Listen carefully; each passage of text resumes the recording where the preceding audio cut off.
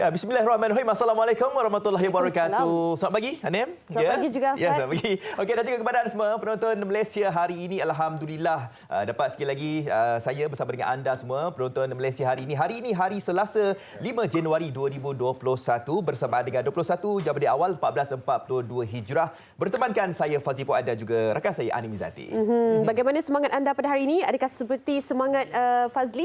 Ataupun anda lebih bersemangat untuk meneruskan hari ini? Kita baru saja melangkah ke tahun 2021. 5 hari sahaja baru kita melangkah kepada tahun ini. Bagaimanakah mood kita? Bagaimana keadaan setakat ini? Apapun kita harapkan yang terbaik. Kita harapkan agar segala yang direncanakan dapat dilaksanakan dengan baik sekali. Jangan putus asa, jangan putus semangat kerana kita mahukan semangat yang baharu untuk tahun yang baharu. Ya, kita mahukan semangat yang baru dan kita faham juga ya permulaan untuk tahun 2021 ni ada segelintir daripada kita yang mungkin terkesan akibat banjir ya, khususnya untuk anda yang berada di Pantai Timur, untuk anda yang berada di bahagian selatan dan juga untuk anda yang berada di Selangor pun sama juga ya, dan kita harapkan juga bahawa emosi anda itu tidak terganggu dan kita faham ya, kita selami anda yang berada di kawasan-kawasan yang terjejas akibat banjir itu. Sebab apa? Sebab kita yang berada di kawasan di sekitar yang tidak mengalami banjir itu, kita melihat daripada gambar, video dan sebagainya kan, kita rasa macam bagaimana agaknya kalau kita berada di situasi kalian yang berada dekat sana kan?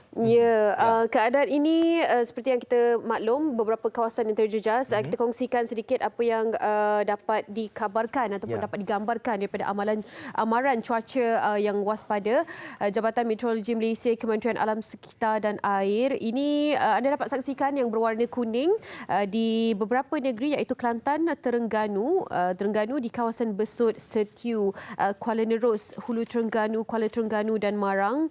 Begitu juga di Pahang, Tanah Tinggi Cameron, Lipis dan Jerantut. Sabah juga agak terjejas di situ di kawasan Sandakan, Telupit, Kinabatangan, Beluran dan Sandakan serta Kudat. Okey, seperti yang anda dapat saksikan, ini amaran cuaca berwaspada. Kemungkinan akan berlakunya hujan yang lebat dan berikutan dengan itu beberapa episod hujan lebat ini akan menyebabkan banjir dan beberapa kawasan akan terjejas disebabkan keadaan air yang tinggi. Jadi kita harapkan perancangan awal dapat dilaksanakan dan jika anda tahu beberapa kawasan yang sebelum ini tidak pernah ada banjir, tahun ini yang lebih dikatakan teruk apabila kawasan yang tidak terjejas tapi kali ini terjejas dengan teruk. Jadi apa-apa pun tindakan awal perlulah diambil. Kalau rasa tidak perlu pergi melepasi kawasan tersebut, tidak perlulah kan? Betul. Ataupun kalau perlu berpatah balik, patah balik. Okey, disebabkan itu kita ingin mengambil tahu, kita ingin meninjau keadaan semasa di beberapa kawasan. Kita ingin terus sahaja bersama dengan Ketua Cawangan Pengurusan Operasi dan Balai JBPM Negeri Kelantan. Okey, Tuan Abu Hassan bin Muhammad Nawi. Kita ingin bersama dengan beliau menerusi panggilan video. Assalamualaikum Tuan. Waalaikumsalam. Okey, baik Tuan.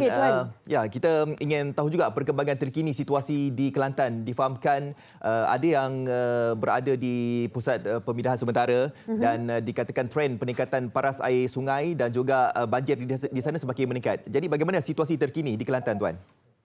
Assalamualaikum warahmatullahi wabarakatuh. Waalaikumsalam. Selamat pagi. Okey, untuk makluman semualah berkaitan dengan situasi banjir di Kelantan pada hari ini 5 Januari 2021 yang mana terdapat satu daerah yang mengalami banjir lah, yang mana iaitu di Gua Musang. Terdapat kira-kira 78 orang lah. Dan 3 pusat pemindahan iaitu Sekolah Kebangsaan Imam Kasturi 2, Dewan Maju Daerah Gua Musang, Bertambaru dan juga Dewan Orang Ramai Serian. Mangsa kalau ikutkan hari ini agak menurunlah. Kalau semalam kita ada lebih kurang 355 mangsa dan sekarang dalam 78 orang saja, iaitu penurunan sekitar 80% lah. Baik, apakah yang akan dilakukan pada hari ini untuk kerja-kerja mengawal keselamatan dan juga mengelakkan daripada beberapa kes-kes kecemasan berlaku daripada pihak Tuan sendiri? Silakan. Okey, untuk rancangan pada hari ini kita terima maklumat daripada Jabatan Pengairan dan Saliran di mana selepas berlakunya banjir di bahagian Gua Musang, dia akan pergi ke Sungai Kelantan iaitu Sungai Nal, Sungai Durian dan juga Sungai Pahih lah di Kuala Kerai. Baik. Yang mana jangka banjir berlaku pada pagi ni lah, 6 pagi. Dan lokasi itu adalah Kampung Pedal, Kampung Lisan, Kampung Pertang, Kampung Auduri, Kampung Pahih, Kampung Kuching dan sebagainya. Mana kita dah ambil langkah proaktif lah. Kita dah kalau di Kelantan ni kita dah buka 2 bilik gerakan banjir lah, masing-masing di Kota Batu sendiri dan juga di daerah Macang lah, pusat zon 2. Okey.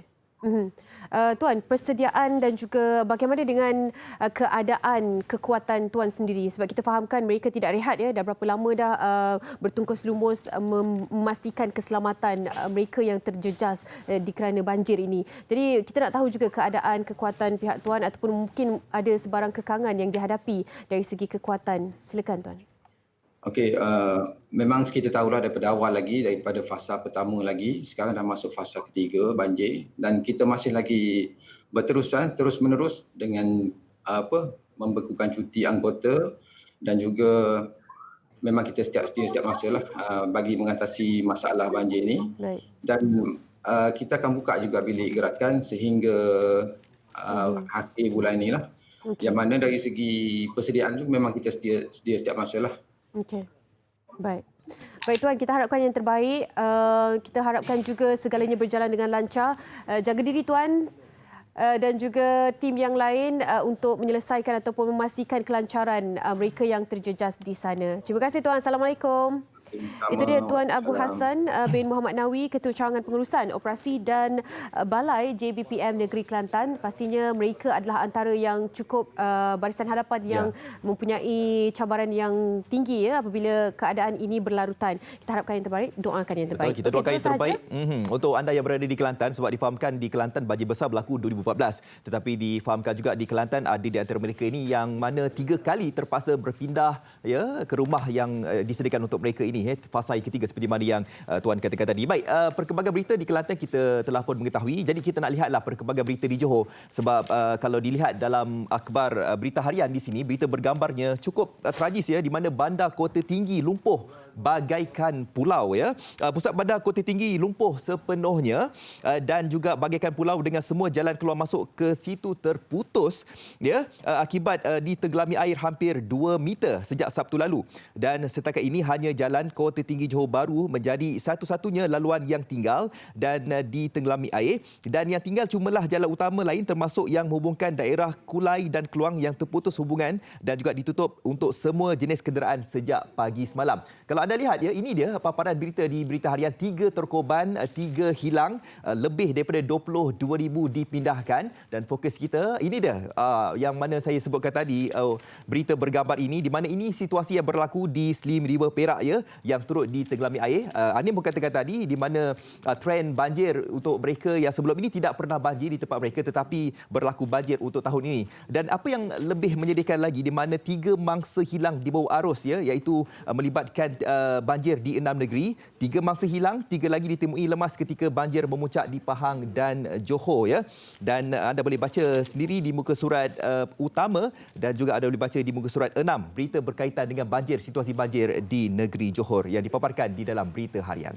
Dan disebabkan ini juga beberapa bantuan sangatlah diperlukan bagi mereka yang ingin hulurkan bantuan, kerana selepas ini mereka antara bantuan-bantuan yang begitu digalakkan adalah makanan lah. Makanan yang bukan perlu dimasak, makanan seperti yang senang untuk dimakan, biskut, roti dan sebagainya. Anda dapatkan akhbar harian berita harian ini, boleh anda saksikan di mana saluran untuk anda menghulurkan bantuan bagi mangsa-mangsa banjir di beberapa negeri berkenaan, terutama sekali yang cukup terjejas di Kota Tinggi. Okey, kerana seperti yang kita tahu trend banjir kali ini agak berbeza, yang dikatakan lebih teruk lagi. Ya, kita harapkan bahawa anda pekalah ya dengan situasi banjir. Anda boleh lihat sendiri di Facebook Med Malaysia untuk anda mengikuti info-info terkini berkaitan dengan banjir, dan anda haruslah bertindak awal sekiranya anda lihat trend air di kawasan rumah anda tu semakin lama semakin meningkat. Baik, itu kita dah lihat perkembangan banjir di Kelantan, Johor. Betul. Kita terus saja berganjak ke Pahang. Pahang juga antara kawasan yang terjejas terjejas dan hari ini juga amaran cuaca dikeluarkan berperingkat berwaspada di beberapa kawasan di Pahang. Kita ingin membuat panggilan video bersama dengan Hafiz Mohamad, iaitu personaliti dalam talian. Kalau anda mungkin mengikuti beliau di Instagram, beliau kerap memuat naik cerita bagaimana beliau membantu dan bagaimana mereka membantu beliau dalam keadaan yang cukup getir. Beliau juga antara individu yang terpaksa berpatah balik kerana beberapa kawasan disekat kerana air yang naik pada paras yang bahaya. Okey, terus sahaja kita bersama dengan Hafiz Mohamad di talian. Hello Hafiz. Assalamualaikum. Waalaikumsalam. Hafiz, boleh cerita sikit tak momen tu, sebab difahamkan Hafiz terkandas dari Kelantan nak ke KL dan terkandas di Kuala Lipis, dan difahamkan Hafiz membuat live di Instagram yang mengatakan bahawa yang kurang pamper, susu dan diberikan bantuan oleh penduduk di Kuala Lipis itu. Mungkin boleh ceritakan momen itu, Hafiz. Okey, sebenarnya saya daripada Kelantan, saya nak balik ke Kuala Lumpur lah. So sampai je ke Raub. Bila saya sampai ke Raub, saya difahamkan dekat depan tu memang jam. Okey, memang jam. Tapi saya tak tahu apa keadaan di depan tu. And then bila kita check WhatsApp, ada orang update dekat kawasan Raub tu jalan dah ditutup disebabkan banjir. Okay. So bila saya tengok memang dia betul banjir lah. And then tak lama masa tu saya nak sebelum saya ingat saya nak patah balik, tapi saya kata saya nak jamak lah. Saya nak jamak solat asar dulu dengan Zuhur. Jadi bila saya ke masjid, tak lama, dalam 10 minit je saya berada dekat masjid tu. Dan selesai solat tu saya nak patah balik, dekat belah belakang pula banjir. Maknanya saya berada dalam situasi yang depan banjir, belakang pun banjir. Okay. So that time saya fikir, alamak, saya tengok susu anak balik, isteri saya tunjuk susu anak dengan pampers dah kurang lah. Pampers tinggal satu, susu anak pun lagi satu sekali buat dah habis lah. Okay. Jadi penduduk kampung dekat situ pun alhamdulillah diorang sangat baik. Diorang ada tolong saya bagi susu, pampers. After that, diorang tunjukkan jalan dalam, macam mana kita boleh keluar balik. Dan saya ke Kuala Lipis. Alhamdulillah sekarang ni saya berada dalam Kuala Lipis. Tapi sekarang ni saya tersekat dekat Kuala Lipis sebabkan banjir juga. Okey, kita juga nampak bila Hafiz ingin membalas jasa mereka, Hafiz pun tolong turun padang, bantu mereka yang memerlukan. Adakah hari ini juga akan berlangsung aktiviti tersebut? Ataupun bagaimana perancangannya, Hafiz? Saya mengikut situasi juga hari ini, macam mana update hari ini. Kalau surut dan saya akan keluar. Tapi bila saya melihat situasi sekarang, saya sekarang dekat hotel, saya boleh nampak air dekat depan tu. Boleh tunjukkan tak Hafiz? Kita nak tengok. Oh, okey. Sekejap saya. Okey. Terima kasih Hafiz. Kita nak tengok juga keadaan di sana bagaimana. So ini bilik saya. Okey, kalau nampak tu. Air dah naik. So dataran dekat sana. Ni air dekat sini dah. Jadi kita semua terpaksa parking kereta kat atas untuk standby. So, maknanya semalam air tak naik lagi macam tu? Bila saya borak dengan penduduk kat sini, ini adalah banjir paling besar. Sebab tak pernah dia naik sampai sini. Biasa dekat sana je. So untuk kat sana memang dah tinggi dah. Baik. Okey, bagaimana bantuan yang diberikan kepada mereka? Adakah Hafiz dekat dengan pusat pemindahan? Ataupun bagaimana? Actually saya berada dekat kawasan tengah bandar juga. So ada jugalah bila saya semalam pergi keluar menghulurkan bantuan tu, ada juga pusat-pusat tempat mereka ditempatkan. Tapi bila saya melihat dalam keadaan mereka tu dengan anak kecil apa semua, saya rasa macam kesian. Kesian sebab kita pun pernah berada dalam situasi yang anak tak ada susu, tak ada pampers, itu pun dah buat kita resah. Lagi kan diorang yang duduk dalam penempatan tu. Tapi alhamdulillah pihak-pihak berkuasa seperti bomba dan ada juga anak-anak muda dekat sini yang pergi dalam membantu mereka. Itu benda yang paling syukur sekali. Baik. Alhamdulillah Hafiz. Terima kasih Hafiz, jaga kepada Hafiz, dan saya pun mewakili, saya rasa mereka lah penduduk dekat sana, dan mengucapkan terima kasih kepada Hafiz juga yang membantu menguruskan berkaitan hal-hal apa-apa saja, makanan dan juga keperluan untuk mereka yang berada di sana. Terima kasih Hafiz. Stay safe dekat sana. Sama-sama. Assalamualaikum. Waalaikumsalam. Itu dia Hafiz Mohamad. Hafiz ni memang terkenal dengan mudah untuk menghulurkan bantuan ya. Okey, itu yang dikongsikan kawasan Pahang, antara kawasan-kawasan yang terjejas. Kita harapkan yang terbaik. Perancangan awal, kalau boleh jangan sahaja bergerak ke kawasan-kawasan yang sama ada anda pasti ataupun tidak keadaan cuaca di sana. Kita perlu bertindak awal lah ya. Dan juga kita faham ramai di antara mereka yang terjejas tu ada yang juga mengatakan bahawa bantuan yang diterima daripada mereka itu agak lewat ya. Dan anda kena faham situasi di mana ramai yang berada dalam keadaan terjejas akibat banjir itu dan anggota balai bomba dan juga penyelamat sebenarnya sedang bertugas lumus untuk mencari setiap seorang individu yang berada di kawasan yang banjir itu. Jadi diharapkan anda kekal bertenang dan yang paling penting anda kena berpindah segera. Itu yang paling penting. Jangan kita tunggu tak apalah mungkin air ni trend ni macam okey kot okay, akan reda dan sebagainya, dan kalau lihat trend air itu makin naik, berpindahlah ke tempat yang lebih tinggi. Yang paling penting selamatkan nyawa anda dan keluarga anda. Baik. Daripada Itu perkembangan banjir berkaitan dengan banjir, kita ingin kongsikan di New Straits Times. Ini antara orang kata ini adalah fasa kita survive. Survival mode is on.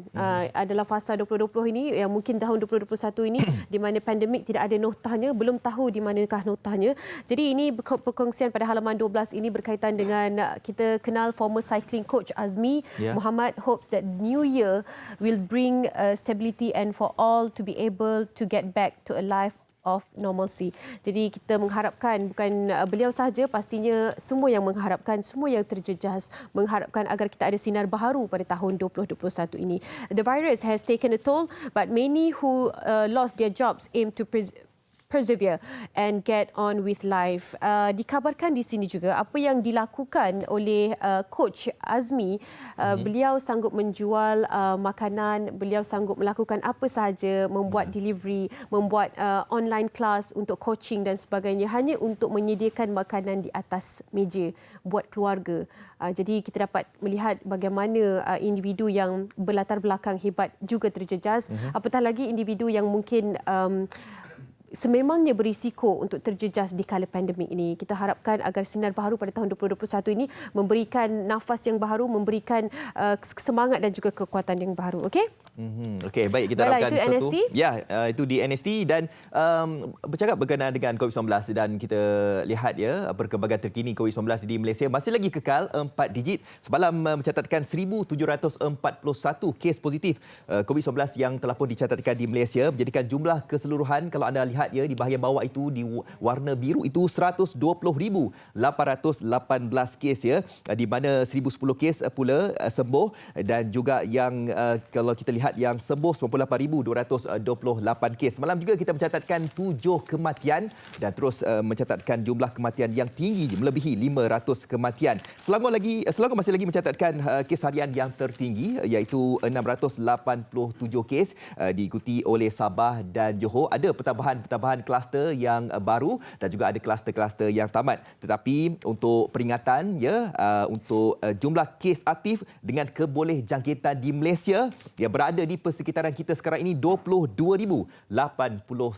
kes ya, dan itu kita harus faham dan kita harus ambil tahu tempat-tempat yang mana di zon merah ya, kita harapkan bahawa akan bertukar menjadi warna jingga dan seterusnya hijau. Tapi kalau kita lihat trend ini makin lama makin meningkat ya, kadar kebolehjangkitan di Malaysia ini, kalau lihat di Perlis yang masih belum lagi mencatatkan jumlah kebolehjangkitan COVID-19 ini, tetapi di negeri-negeri lain ada pertambahannya, khususnya di Johor lah ya. Kalau sebelum ini kita lihat di Sabah, KL dan juga di Selangor, tetapi di Johor semakin lama semakin meningkat. Kita harapkan juga bahawa anda lebih berwaspada dan kalau tak ada keperluan itu janganlah kita keluar rumah, dan kalau boleh itu kalau anda pergi ke mana-mana jangan lupa untuk anda scan MySejahtera. Dan kenapa agaknya saya cakap begini, sebab apa? Sebab kita baru dikejutkan di mana ada beberapa artis, selebriti, istilah-istilah famous pun yang terkena COVID-19 ini, dan apa yang kita takutkan di mana individu yang terkena COVID-19 ini, mereka ini pergi ke serata tempat ya.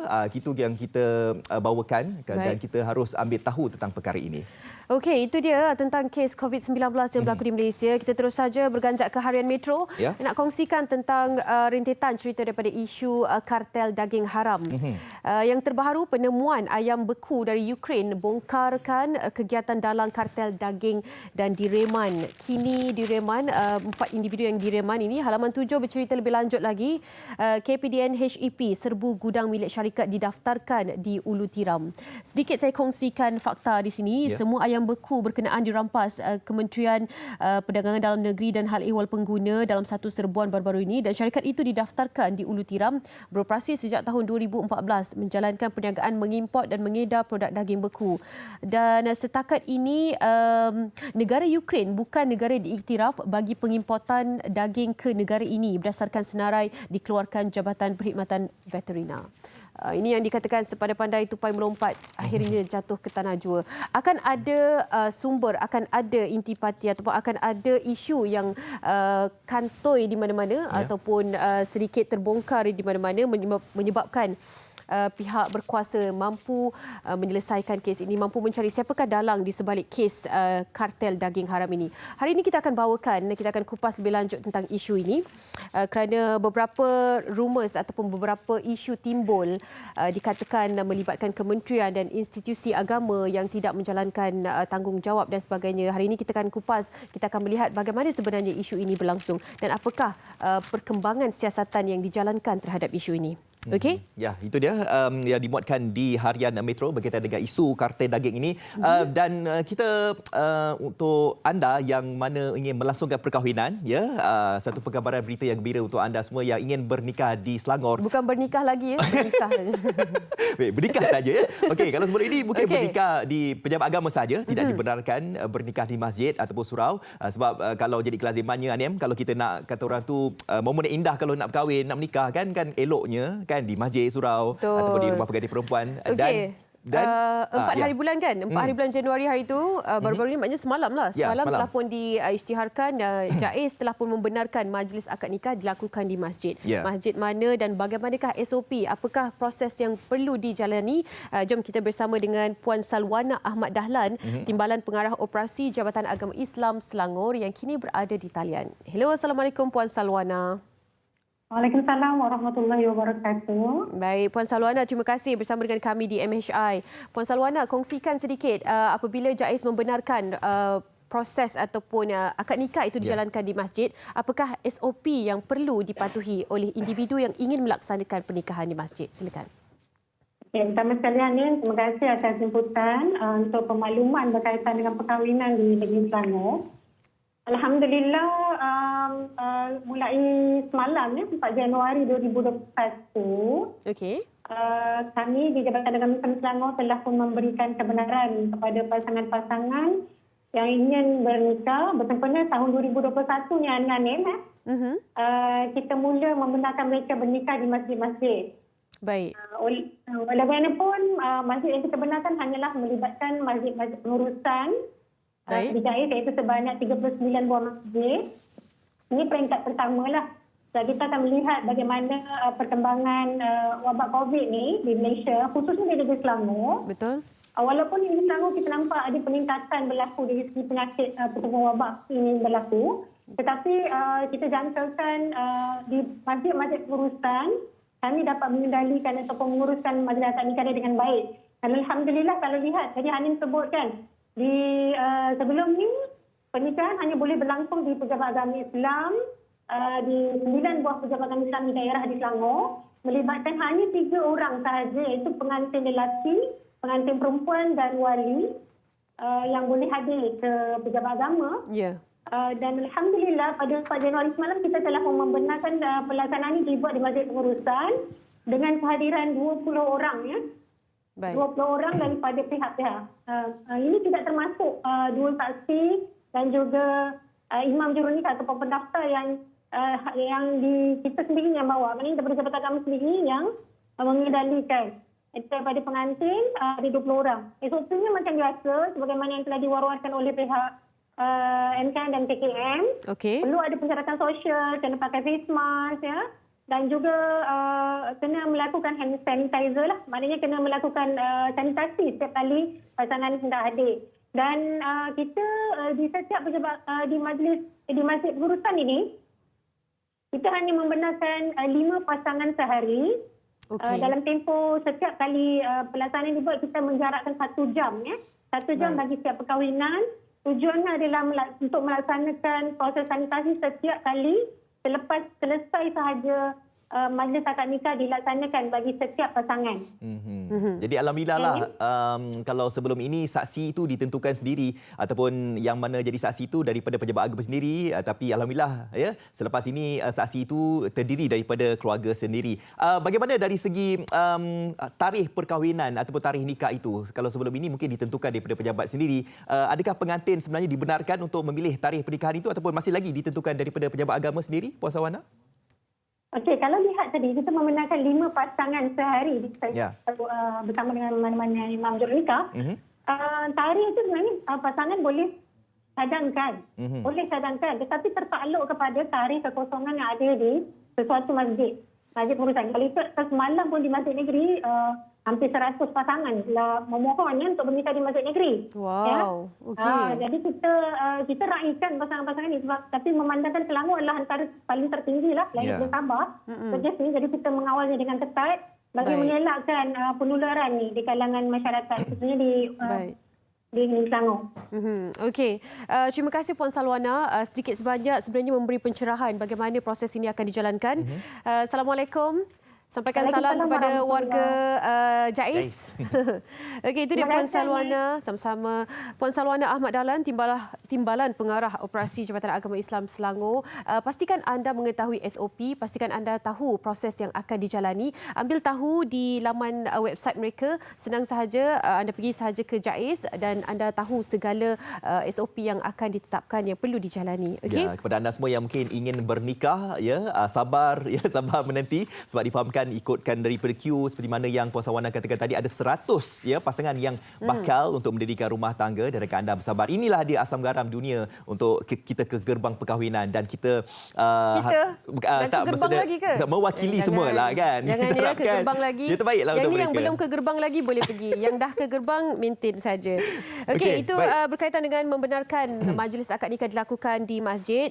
Selepas ini kita akan bincangkan tentang isu yang hangat diperkatakan yang menimbulkan kemarahan oleh setiap individu terutama sekali yang beragama Islam melibatkan halal dan haram, isu kartel daging haram. Tapi sebelum itu, saksikan dahulu kronologi isu kartel daging haram. Pada awal Disember lalu, sindiket kartel yang menyeludup daging import terbongkar. Kartel itu dipercayai membeli bekalan daging dari loji sembelihan di beberapa negara sumber tidak sah sebelum membungkus semula daging berkenaan menggunakan logo halal dan menjual di pasaran tempatan sebagai daging halal. Sejumlah 1,500 tan daging sejuk beku bernilai RM30 juta disita dalam operasi di sebuah gudang di Senai, Johor. Kartel itu didakwa mempunyai orang dalam pada semua peringkat prosedur, menyebabkan mereka mampu beroperasi sejak lebih 40 tahun lalu. Pada 21 Disember 2020, Suruhanjaya Pencegah Rasuah Malaysia SPRM Johor membuka kertas siasatan sindiket ini dan pemegang permit import AP yang terbukti bersubahat akan dikantung lesen. Pada 28 Disember lalu, Menteri di Jabatan Perdana Menteri Hal Ehwal Agama, Datuk Dr. Zulkifli Muhammad Al-Bakri membuat lawatan mengejut di beberapa premis pengimport daging dan produk daging sejuk beku bagi memantau situasi sebenar dan meneliti kesahihan logo halal. Terkini, seorang pengarah dan 3 pekerja sebuah syarikat pengimport daging sejuk beku di Johor Bahru direman 4 hari bermula semalam.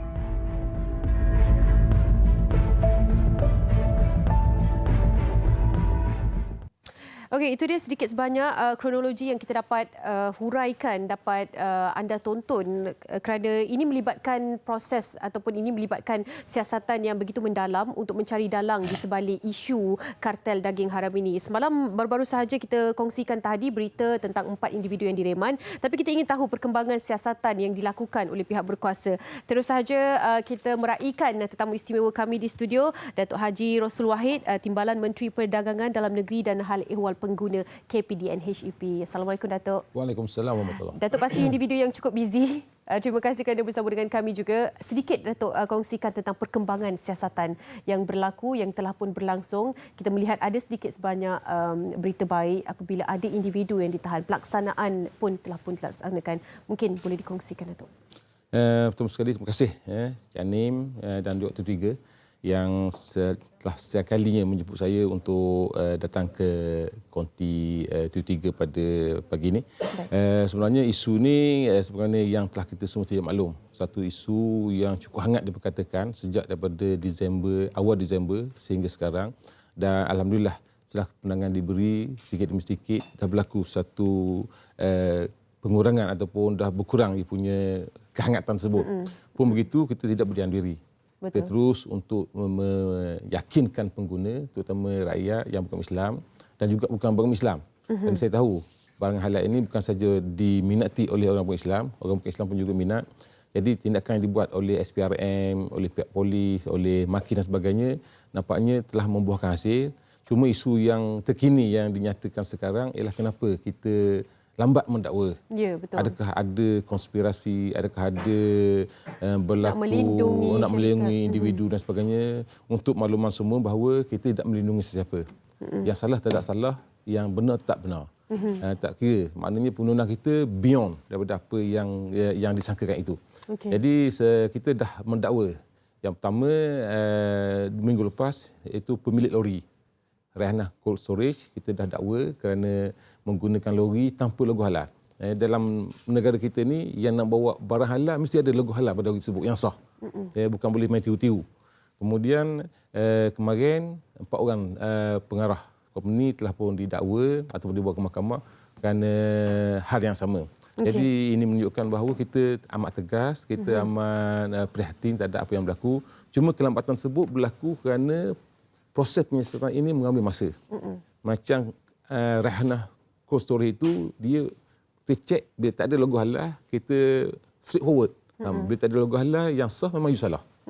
Tapi bila berkaitan daging, dia kena bawa nak cek DNA. Dia nak cek sama ada sekat daripada luar negara tu sekat mana. Jadi that's why mengambil masa yang panjang. Kemudian dibawa pula kepada lab untuk nak cek bahawa ada tak dia katakan daging kuda, daging kangaroo, daging babi dan sebagainya. Jadi ini mengambil masa. Jadi pengambilan masa tersebut menyebabkan dia agak delay. Jadi bukan kerana kita nak melindungi seorang ataupun kita ada konspirasi dan sebagainya, tidak ada. Jadi itu proses sekarang. Bila melibatkan nama baik institusi agama seperti JAKIM dan juga kementerian seperti KPDN HEP yang antara pihak memberikan yang halal yang suci sahaja kepada pengguna. Ini bila membabitkan dua entiti ini ataupun dua pihak ini, pastinya timbul pelbagai isu antara dakwaan-dakwaan yang ingin melindungi dan sebagainya. Apa sebenarnya yang perlu difahami oleh rakyat berikutan dengan pelaksanaan untuk dokumen-dokumen penting ini bukan sahaja terbabit dalam satu pihak, bukan tanggungjawab satu pihak sahaja? Sebenarnya isu daging halal ini melibatkan MAKIS, Jabatan Mafi, melibatkan KKM, Kementerian Kesihatan, melibatkan JAKIM, juga melibatkan kita. Jadi bila melibatkan banyak pihak ini menyebabkan kita tengok bidang kuasa yang kita ada. Bidang kuasa yang kita ada ialah memastikan bahawa barang yang masuk ke dalam Malaysia ini barang yang dibenarkan oleh undang. Dan untuk makluman seluruh rakyat Malaysia bahawa semua daging yang nak masuk ke Malaysia wajib halal. Mana daging yang haram, daging yang tidak disembelih, dia tidak dimakan masuk. Cuma di sini timbul isu. Isunya ialah boleh tak kita nak bezakan antara daging yang disembelih itu, yang ini yang disembelih, ini tak sembelih. Betul. Sekarang ini itu satu isu yang sedang fikirkan cara bagaimana untuk nak pastikan kalau daging itu dah terbuka macam tu, kita tahu yang ini lagi tak sembelih, yang ini lagi tak sembelih. Itu masalah kita. Jadi mungkin kita menyeru kepada rakyat di luar sana, ahli-ahli sains dan ahli-ahli biologi mungkin dapat menciptakan satu alat yang boleh membezakan ini daging sembelih, ini daging tak sembelih. Kita cuma bezakan daging itik, tahu, daging ayam kita tahu, daging rusa kita tahu, daging babi kita tahu menggunakan DNA. Tapi untuk nak bezakan yang sembelih setakat yang saya tahu sehingga hari ini belum ada lagi.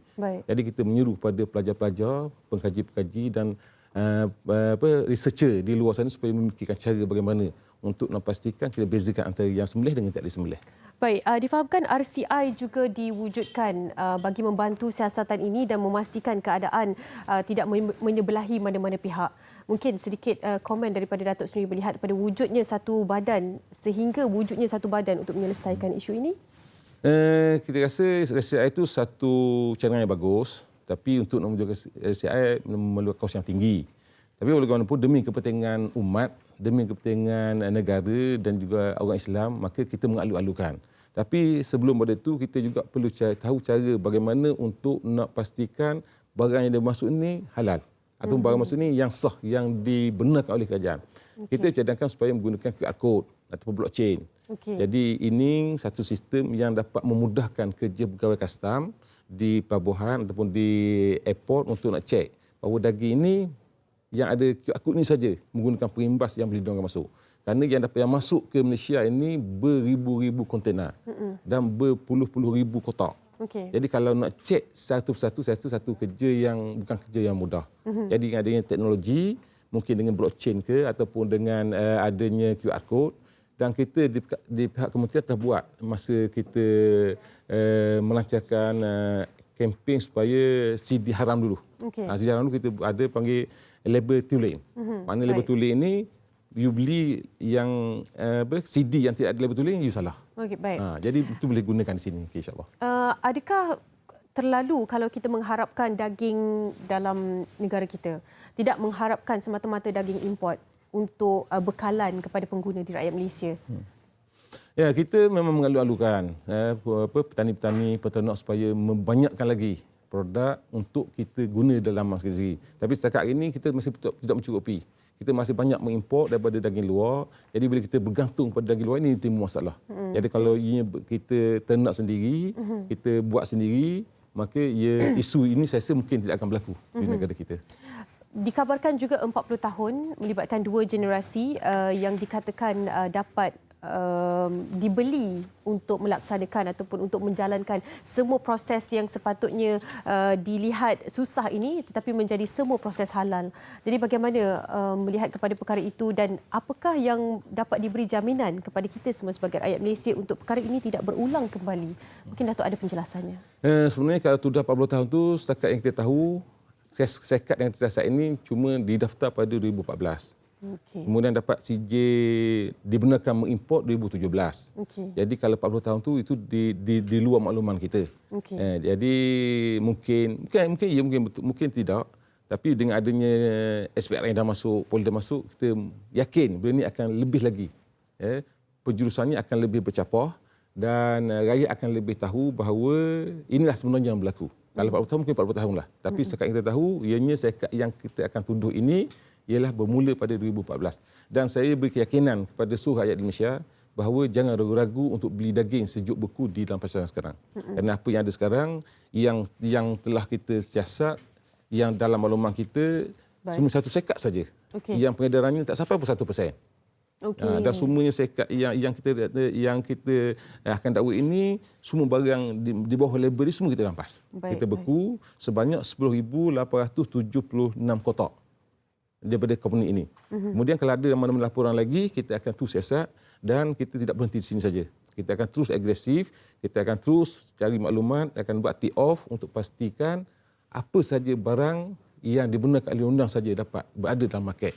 Dan kepada yang akan dapat dicapai oleh pengguna kita. Baik, baru-baru ini juga kita dapat saksikan lawatan Datuk sendiri ke kilang sejuk beku yang melibatkan sehingga proses menjalani DNA setiap daging beku berkenaan, dan ternyata tidak seperti yang dikabarkan ada daging DNA kuda, kangaroo dan sebagainya. Mungkin penjelasan daripada Datuk sendiri bila melihat keadaan yang sebenar.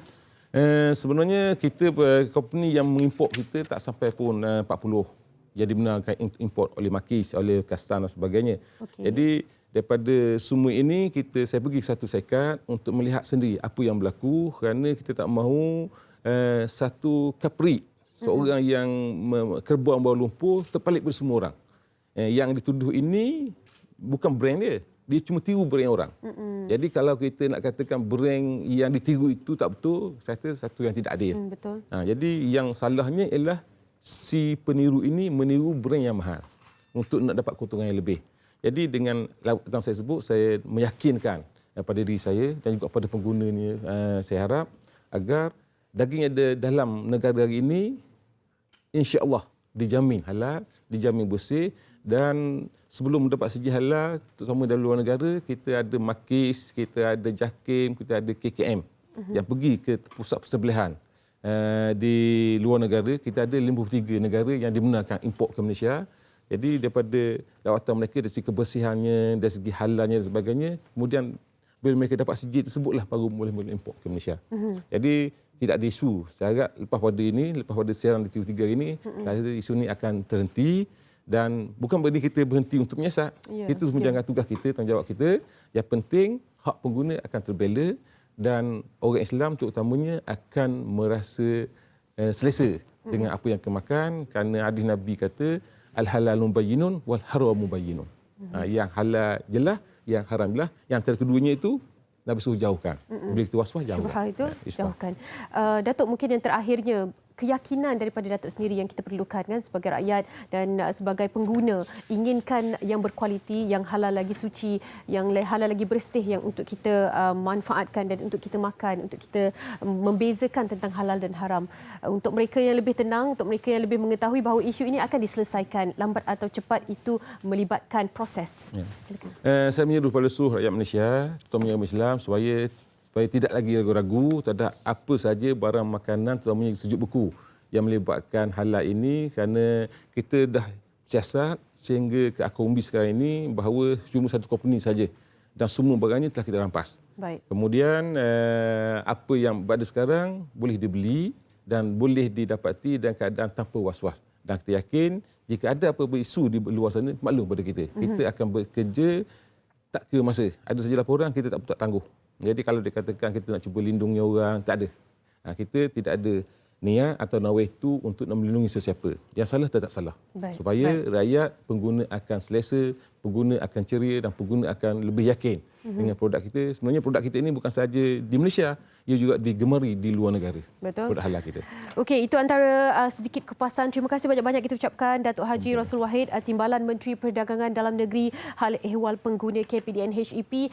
Diharapkan agar kupasan hari ini, perbincangan hari ini dapat memberi pencerahan kepada anda semua di luar sana dan kita memberikan tanggungjawab sepenuhnya dan kerjasama daripada kita untuk pihak berkuasa menjalankan siasatan dan tanggungjawab mereka. Okey, kita rehat seketika, kembali selepas ini dalam Malaysia Hari Ini.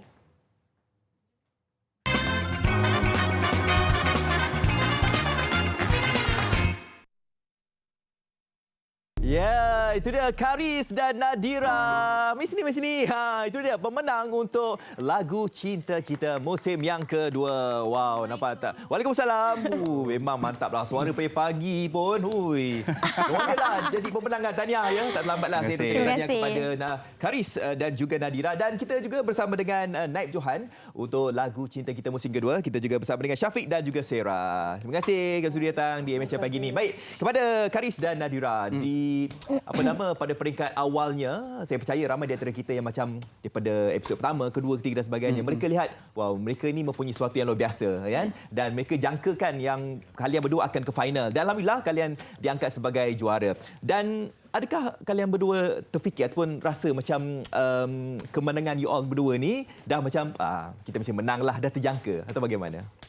Sebenarnya kita orang tak expect sebab kita orang dari episod awal-awal kita ada ups and downs lah. Kita berkembang dari episod ke episod. So kita orang sebenarnya tak expect pun menjadi juara, tapi kita orang fokus on one thing, which is beri persembahan yang terbaik setiap minggu. Yes. Dan semangat tu penting. Semangat penting. Tapi masa final tempoh hari Ahad ya, menyanyikan lagu bahasa asing. Kuch Tahe. Kan? Adakah sebenarnya memang dalam perancangan yang mengatakan bahawa kalau kita nyanyi lagu Hindustan ni kan mungkin kita akan dapat makan lebih tinggi atau bagaimana?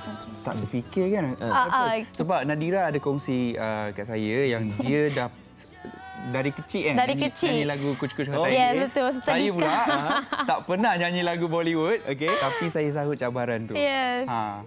So kita orang sebenarnya tak expect yang macam kita pilih lagu ni sebab nak tarik perhatian ke tak, sebab kita orang rasa lagu Kuch Tahe ni dia ada message yang agak sweet. So kita orang boleh tunjukkan keserasian kat situ lah. Tapi bagi saya campak je lah lagu apa-apa pun kan. Tapi orang boleh nyanyi. Okey, Syafiq dan Sarah pula sebagai Naib Johan, bagaimana perasaan apabila diangkat sebagai Naib Johan ni? Adakah rasa macam alah kenapa tak jadi juara atau bagaimana? Syafiq sendiri. Bagi saya Okey, yalah tak jadi juara kan, jadi naik juara. Adakah macam dah memadai bagi Syafiq atau bagaimana? memadai bagi kami sebab saya masih muda lagi, baru umur 20 tahun dan first time masuk pertandingan reality. Tapi dia pernah masuk mentor. Alhamdulillah dah masuk final pun dah cukup membanggakan dah, satu pencapaian yang membanggakan untuk kita orang. Alhamdulillah. Macam Sarah pula, kita lihat ya di Malaysia ni banyak pertandingan nyanyian kan. Jadi bagi pandangan Sarah sendiri bagaimana untuk pertandingan ini? Lagu Cinta Kita ni bagaimana? Apa kelainannya yang Sarah boleh lihat? Kelainan dia sebab kebanyakan competition dia cari penyanyi solo kan. Tapi yang ini nak cari duet partner. And duet partner bukannya senang untuk dapat sebab bukan senang nak dapat chemistry on stage kan. So itu kita punya cabaran paling besar lah sebenarnya. Nak mengchemistrykan diri. Nak mengchemistrykan kan. Tak jadi masalah lah kan sekarang kan. Dah bersama-sama setiap minggu kan. Ramai di antara kita yang mungkin terlepas untuk menyaksikan final lagu cinta kita. Nak dengarlah kalian berdua. Sebab Hale sendiri cakap yang mana kalian punya suara berdua ni pun dah macam Kajol juga. Macam Syarohan juga kan suara. Pagi ni boleh tak nyanyi sikit untuk penonton Malaysia hari ni? Boleh tak? Silakan.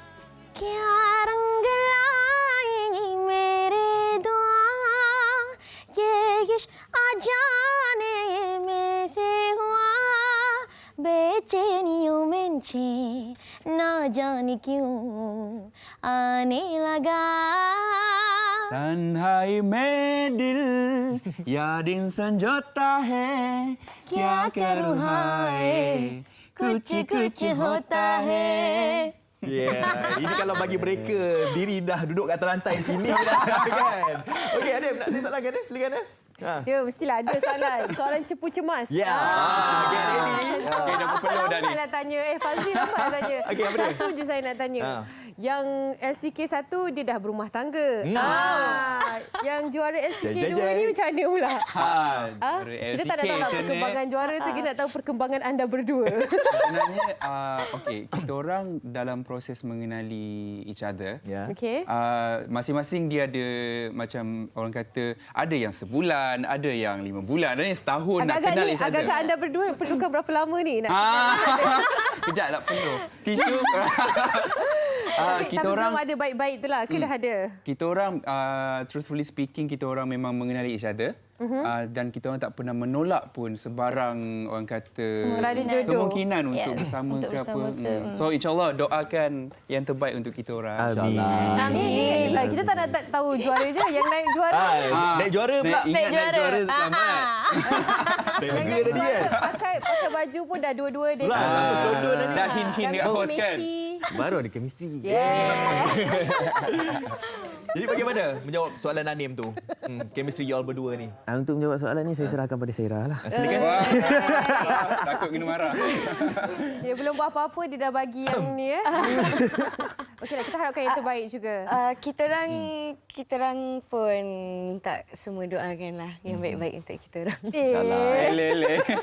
Tak tahu doakan ni bagi ni. Syafiq, bagi Syafiq pula melihat daripada pertandingan ini, apa mungkin pengalaman yang Syafiq dapat ataupun ilmu yang Syafiq dapatlah dalam pertandingan ni? Ilmu yang saya dapat sangat banyak sebab saya tak pernah memasuk mana pertandingan. So dalam ni saya banyak kawan-kawan yang pandai menyanyi macam ni. So saya dapat banyak input daripada dia orang. Termasuk juga daripada cikgu vokal kita orang macam Abang Ajai. Juri-juri pun bagi komen luar daripada rancangan tu pun dia orang ada bagi komen kadang-kadang.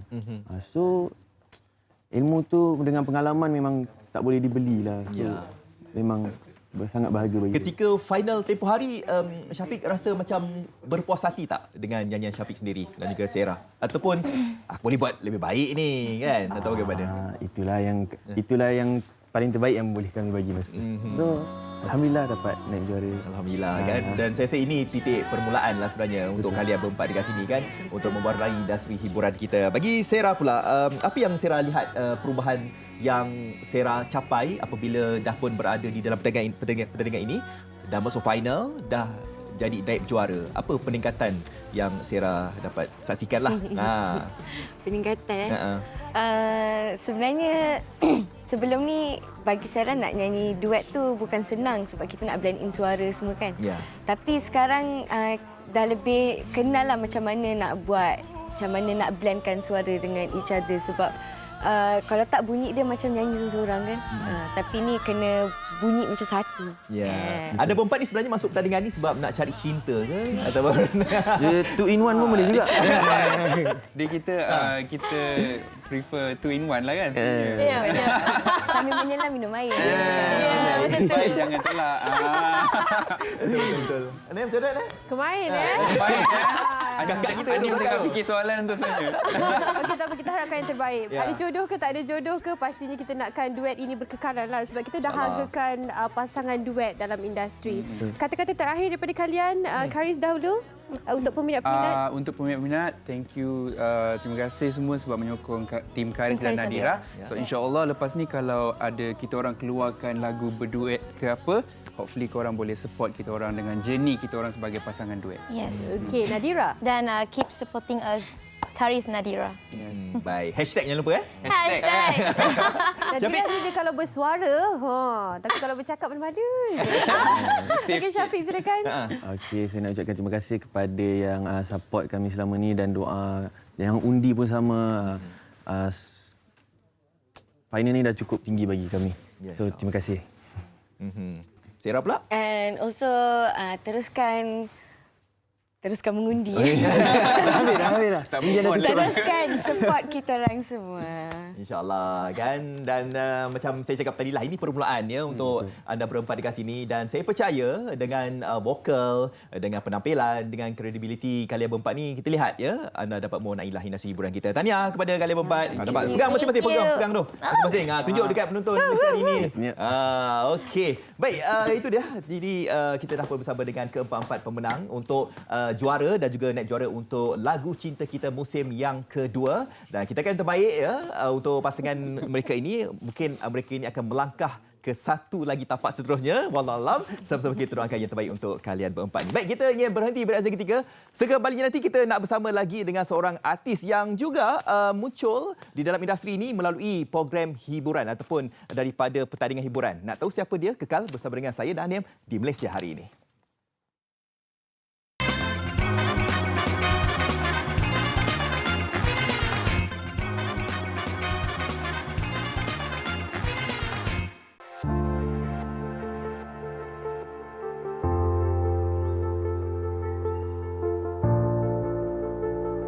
Merakam dan menyebarkan video kemalangan tanpa kebenaran. Bagi saya, ianya sikap yang sangat tidak beretika dan tidak menghormati mangsa-mangsa kemalangan yang dalam kesakitan, dan ianya tidak sepatutnya berlaku. Masyarakat seharusnya lebih peka dengan sensitiviti perasaan ahli keluarga mangsa yang terlibat dalam kemalangan.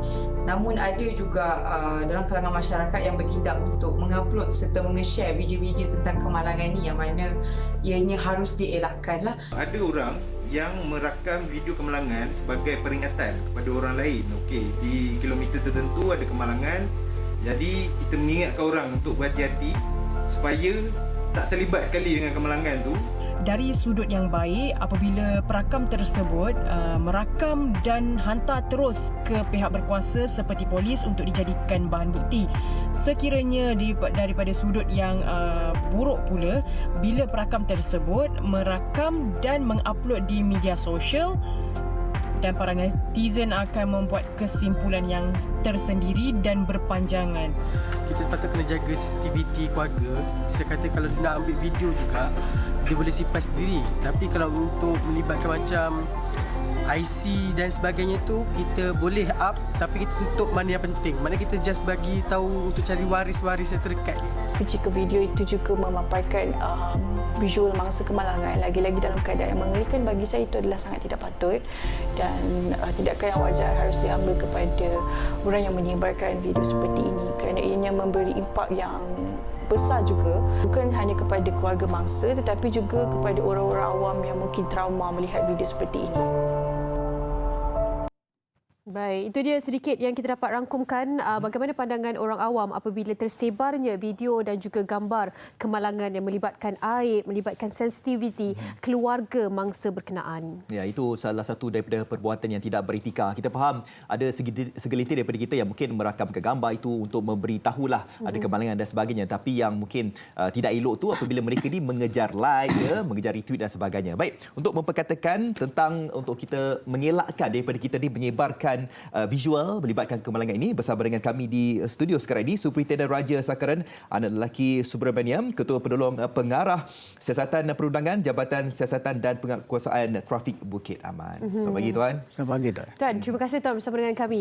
Selain daripada kita nak mendalami kenapa sebenarnya kita kena mengelakkan tersebarnya visual kemalangan ini, mungkin Tuan boleh berikan komen terhadap rangkuman yang disediakan tadi. Respon mereka juga tidak bersetuju apabila gambar ini tersebar. Salam sejahtera, selamat pagi. Pagi. perkara viral ni sebenarnya meluasa habis. Jadi apa yang netizen ataupun netizen yang viralkan benda ni yang sepatutnya tidak diviralkan menjadi masalah kepada yang pertama sekali mangsa dan keluarga mangsa. Dan juga kadang-kadang kita yang bertugas di lokasi sepatutnya tidak diganggu oleh netizen atau yang siapa-siapa yang ambil gambar ni. Itu adalah menghalang penugasan kami dan juga apabila bawa kereta dan ambil gambar sambil tu adalah satu kesalahan yang boleh saman ataupun kesamaan ini tidak boleh dikompar. Jadi kalau sebaik mana elakkan daripada perkara ini dan supaya tidak menyebabkan kesesakan di lokasi kejadian. Dan apabila kita viralkan benda ini, biarlah kita bertimbang rasa kepada emosi dan juga keluarga masing-masing yang terlibat dengan mangsa tersebut. Baik, difahamkan juga ini akan mengganggu siasatan apabila video-video viral melibatkan kes kemalangan dan sebagainya, mengganggu siasatan ataupun kertas siasatan yang dilakukan oleh pihak tuan sendiri, pihak BRM sendiri. Bagaimana dikatakan ia boleh mengganggu sebagai fahaman kita? Sebenarnya ini akan mengganggu, tapi sebenarnya apabila persepsi masyarakat terhadap sesuatu yang berlaku akan dibawa oleh video ini tersebut. Jadi apabila mereka buat keputusan, apa yang polis buat mungkin tidak sehala atau selari dengan andaian mereka. Jadi ia akan bagi seolah-olah satu gambaran yang tidak positif lah untuk siasatan polis. Walau bagaimanapun, siasatan polis ada SOP dia dan tata cara dia. Kita akan follow tata cara ini sepenuhnya untuk mengatasi dan juga akan menilai setakat mana video tersebut ada buktinya kepada pembantuan siasatan kami. Dan ada kalanya ianya juga sikit sebanyak mungkin membantu daripada proses siasatan dan sebagainya. Adakah penggunaan visual tersebut juga boleh kita gunakan di mahkamah nanti, Tuan? Sebenarnya itu betul. Ya. Banyaklah video-video yang diviralkan boleh membantu kita dan kita akan hantar ke forensik kesahihan video tersebut supaya tidak ada superimposition, maksudnya gangguan rakaman tersebut. Apabila sah gambar ini, kita boleh gunakan sebagai bukti dalam siasatan kita. Baik. Apa yang perlu dilakukan oleh kita sebagai individu yang ada visual kemalangan? Adakah salurannya bagaimana untuk disampaikan kepada pihak berkuasa dengan pantas? Sebab kita tahu kalau dimuat naik ke media sosial, sambutan dia agak pantas. Dan itu juga yang mungkin dianggap oleh netizen di luar sana. Kalau mungkin ada saluran yang sebegitu untuk disampaikan kepada pihak berkuasa, prosedurnya mungkin kurang jelas, Tuan. Sebenarnya viral ni kalau disampaikan kepada media sosial ni memang akan tersebar luas dan cepat. Mereka akan buat anggapan dan persepsi masing-masing. Jadi apabila benda ni disampaikan kepada pihak polis secara langsung, iaitu di balai yang berhampiran saja. Tindakan yang pertama adalah sampaikan benda ni kepada balai yang berhampiran supaya benda ni boleh dinilai dan dibuat siasatan menjurus daripada laporan itu sendiri. Jadi itu boleh membantu siasatan kami untuk menjelajahkan siasatan dengan mudah. Kita tahu juga dashcam penting untuk melibatkan bagaimana pembuktian kemalangan untuk memastikan individu yang bersalah atau individu yang terbabit dan tidak dan sebagainya. Adakah itu juga menjadi keperluan kini kerana mereka menganggap yang ada visual dashcam itu tersebar di media sosial. Sebelum ini ianya adalah untuk langkah keselamatan, tapi kini ianya menjadi sesuatu yang viral. Apa pendapat Tuan? Dashcam ni memang perlu, tapi belum ada lagi undang-undang yang mengatakan you perlu menggunakan. Sebaiknya adalah dia boleh membantu apabila dalam keadaan yang sesuatu yang perlukan satu visual application tu kita boleh gunakan benda ni.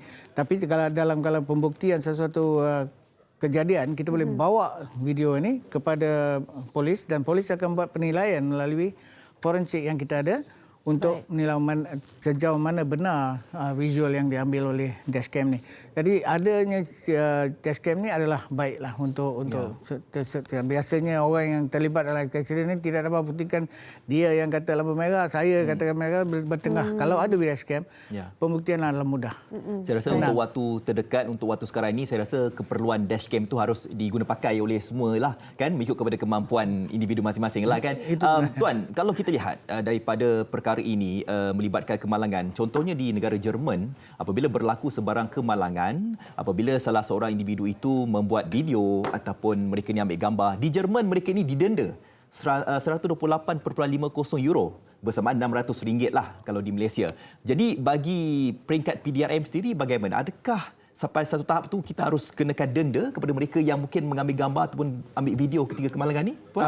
Denda untuk perkara-perkara ini belum lagi diamalkan lagi. Jadi apabila kita tengok kita yang ambil gambar ni kena jaga sensitiviti masyarakat, terutamanya Malaysia yang masyarakat yang majmuk, berbagai bangsa dan sebagainya, dia ada adat dia sendiri. Kalau kita memaparkan mangsa dalam keadaan yang tidak sempurna di tepi jalan dan muka dia dipaparkan di dalam media ni, orang yang tengok tu, terutamanya keluarga, akan traumatise, akan menjadi gangguan emosi. Jadi sepatutnya kita beri kepada pihak penguasa supaya benda ini disampaikan melalui cara-cara yang sepatutnya.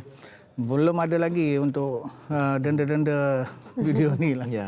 Okey, Tuan, mungkin sedikit nasihat daripada Tuan sendiri untuk kita lebih cakna dengan sensitiviti dan juga apakah yang akan berlaku terhadap kesihatan mental mangsa jika perkara ini tersebar, dan mungkin ini boleh menamatkan ataupun mengurangkan sedikit kegairahan mereka untuk berkongsi tentang perkara viral. Seperti mana yang saya katakan tadi, apabila kita dah berhadapan dengan keadaan ini perlu dibuktikan di mahkamah atau apabila mangsa sendiri tengok apa yang berlaku, memang dia akan menjadi gangguan emosi dan sepatutnya tidak dilakukan. Benda ni disampaikan kepada pembuktian polis dulu, siasatan polis dulu, dan sekarang kita boleh gunakan video tersebut untuk pembuktian siasatan. Baik. Kita lihat daripada skop perspektif daripada untuk tujuan mempermudahkan siasatan lah, ya Tuan. Ya, kalau betul. kita nak upload ataupun kita nak memuat naik gambar ataupun video berkaitan kemalangan. Baik, terima kasih diucapkan kepada Superintendent Raja Sakaran, anak lelaki Subramaniam, Ketua Penolong Pengarah Siasatan Perundangan, Jabatan Siasatan dan Penguatkuasaan Trafik Bukit Aman. Ya, saya harapkan bahawa apa penjelasan yang Tuan berikan tadi dapat memberikan kita ni membuka mata lah, ya, untuk kita ni menjaga sensitiviti setiap daripada kita yang berlaku kemalangan itu nanti. Baik. Itu yang dikongsikan untuk elakkan kita sebarkan visual kemalangan. Kita harapkan agar kita mendapat iktibar daripada perkongsian ini. Teruskan saja bersama dengan kami. Rehat seketika. Kembali selepas ini ada seorang lagi akan bersama dengan kita. Jangan ke mana-mana. Okey. Benar dengan tahun baru Masihi 2021, marilah kita kembali kepada nilai sebenar asas pembentukan negara bangsa sejak kemerdekaan negara kita. Teruskan bersama Malaysia hari ini. Saya ingin mengucapkan selamat tahun baru 2021 kepada semua warga Malaysia, dan saya berharap kita sentiasa saling bantu-membantu dan sentiasa menjaga kesihatan fizikal dan mental kita. Tahun 2021 ini, sambil itu juga kita hendaklah terus berdoa dan bermunajat agar Allah Subhanahu Wa Taala akan sentiasa memberikan kesejahteraan dan keselamatan kepada rakyat dan juga negara kita yang tercinta ini. Teruskan bersama Malaysia hari ini. Assalamualaikum dan salam sejahtera semua. Saya Dr. Halina Halizah Siraj ingin mengucapkan selamat menyambut tahun baru 2021. Semoga dalam tahun ini kita akan beroleh lebih banyak peluang untuk melakukan kebaikan, dan semoga tahun ini jauh lebih baik daripada tahun sebelumnya. Terus menonton Malaysia hari ini.